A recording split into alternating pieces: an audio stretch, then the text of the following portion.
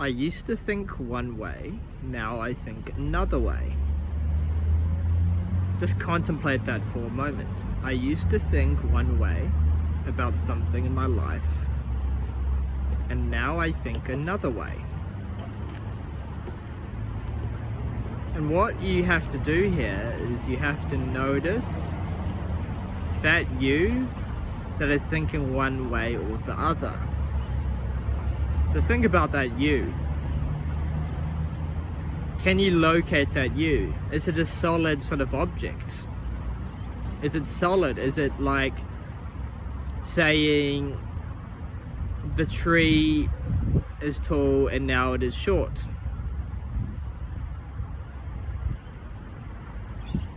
Or is it something that's more imagined? Like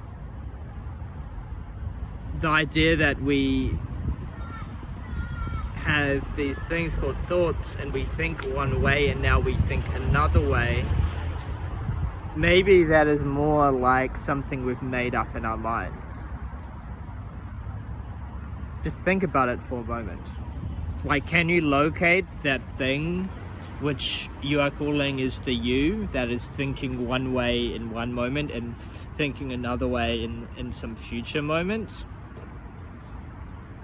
Is that something you can grab onto? Is that something you can hold on to? Because if it's not something you can grab onto and hold on to, where is it?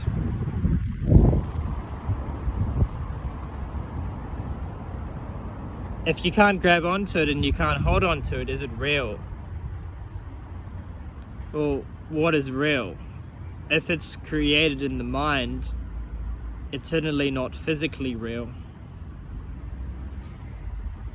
Now, something that you've just created in the mind,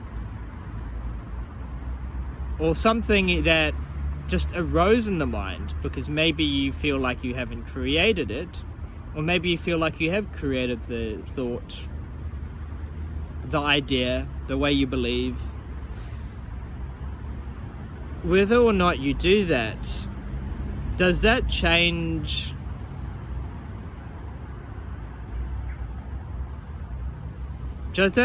you?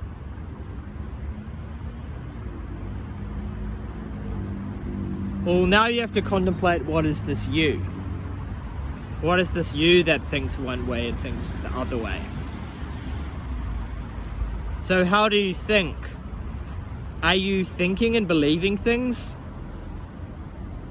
Or do they just arise on their own, spontaneously?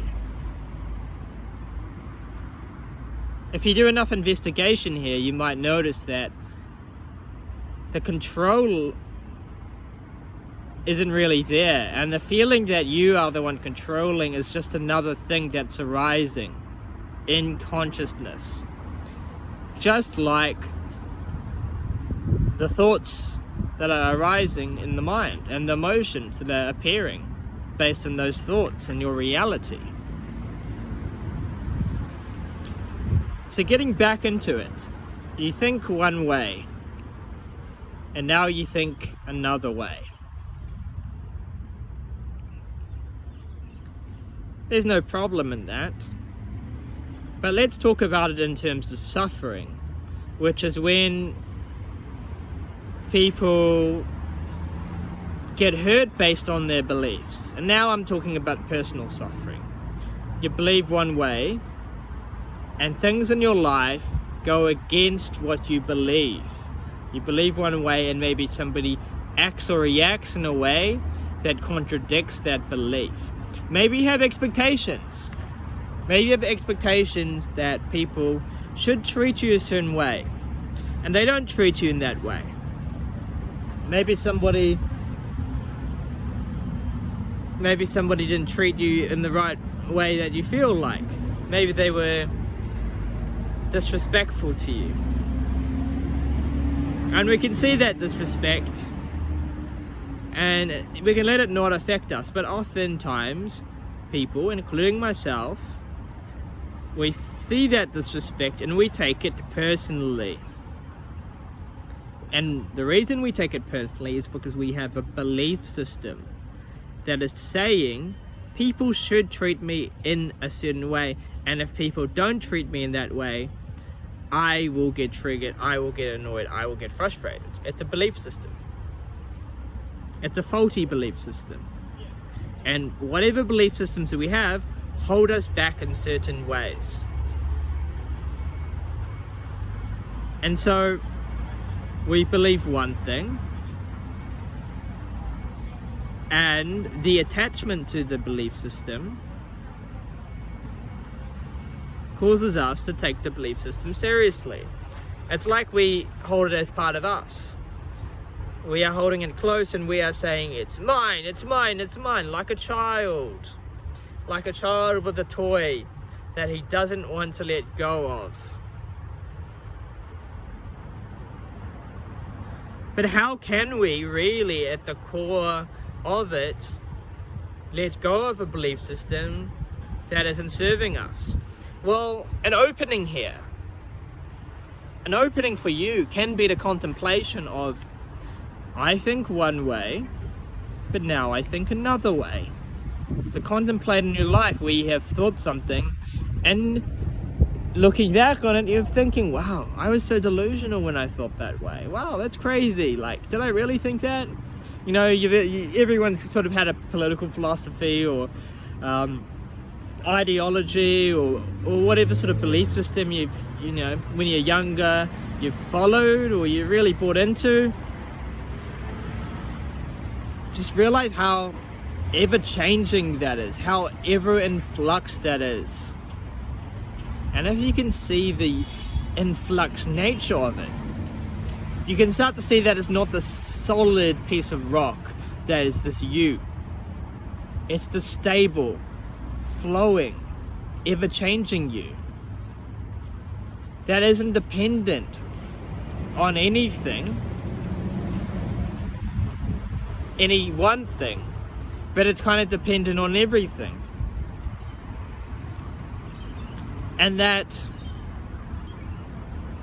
thing that you're pointing to, that's constantly in flux, that's constantly only appearing based on everything else, is ever changing.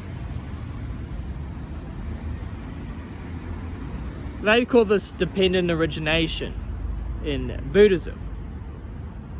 That something only depends on everything else, this interconnectedness or flow. I think the power here, when you can see and use this opening of, I believe one way and now I believe another way, is that it opens you up to the, you know, real possibility here that you aren't this really fixed entity in terms of belief systems. And so you are now allowing yourself to be in a mindset of growth where you can realize, wow, it's all right to have a belief system, and that belief system can change and will change, and that the belief systems of other people also don't represent them, because what you think and you believe at the core essence of it is just something that is arising in consciousness, and it's a changing thing. And so you might look at somebody else and you might say they are an angry person, they are a bad person, they are a happy person, whatever you might think of them. But this identity that we think of other people is just them in one point in time. It's just this pinpoint, it's just a drop, and maybe they act that way a lot. But remember that it's not a solidified thing. And when we can see that with other people, we can start to recognize that with ourselves as well. And the power here is the freedom to realize that because you are this ever-changing self, that you aren't this fixed sense of self. You can believe and you can show up how you want to show up in the world. And you aren't confined to how you perceive yourself or old identities or old things you might hold that you feel are you. Because remember, the stronger you feel things are you, the more tied into them you are, the harder it is to really change your identity. But also for others.